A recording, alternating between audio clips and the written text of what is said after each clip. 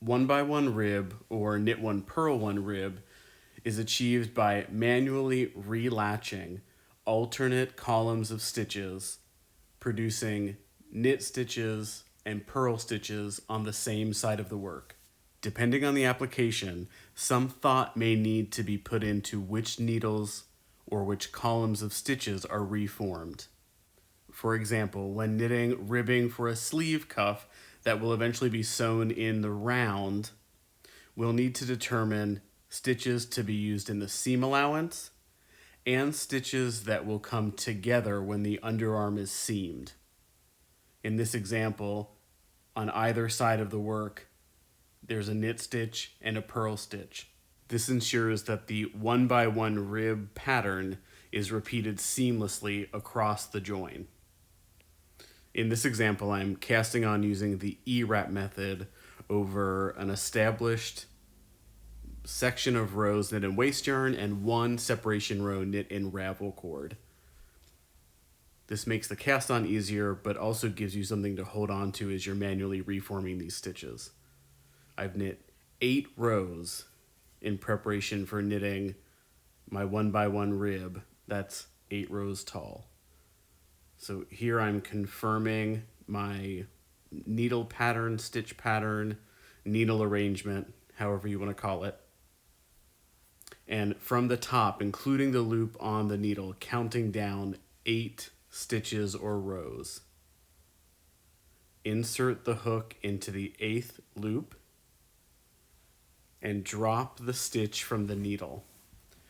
This second to the selvage edge column of stitches sometimes is a bit tough. You might need to pull or push in with your finger to release the stitches. Latching up is the same process repeated over and over again. With a loop or a stitch on the latch tool, I'm pushing the tool back behind the work so that the live stitch is behind the latch, and when I'm drawing forward, picking up a float or a bar immediately above the tool. Again, count 8 rows down, in this example including the live stitch in the hook of the needle, deposit the latch tool, drop the stitch, pull down to release the stitches and relatch them up. Push the tool in and out so that the live stitch goes behind the latch, pick up a new float or bar, and knit through. You're working the same action as the needle on the needle bed, only manually and in reverse. This is what's putting a knit stitch on the purl facing side of the work. If you've been watching carefully, you've noticed that I'm only reforming or relatching 7 rows of knitting. So 7 bars are appearing when I drop the stitch. I don't want to take the first row of knitting established on top of the cast on, as it might impact the cleanliness of the cast on edge. So by knitting 8 stitches but counting the stitch in the hook of the needle, I'm only reforming 7 rows or 7 rungs or floats with the latch tool. You can use most any single bed closed edge cast on here, but be mindful of those particular cast ons properties. E-wrap is going to be the stretchiest. Latch tool, which might produce a nice edge, is going to be quite inflexible. When all else fails, make a sample.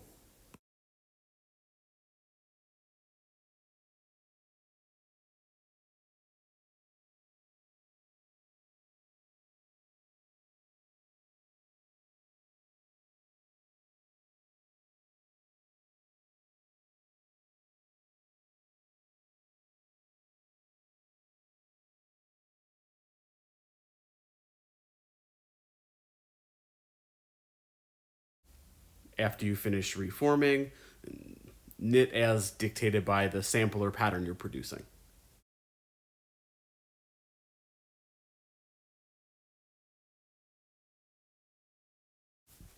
The waste yarn and separation row also provide a great opportunity for you to pull lengthwise on the knitting. This draws in or collapses the 1x1 rib that's been spread out a bit by the needle pitch or the space between the needles on the needle bed.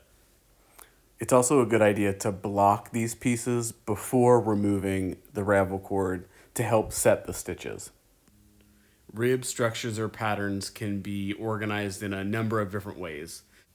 This example is 3x2.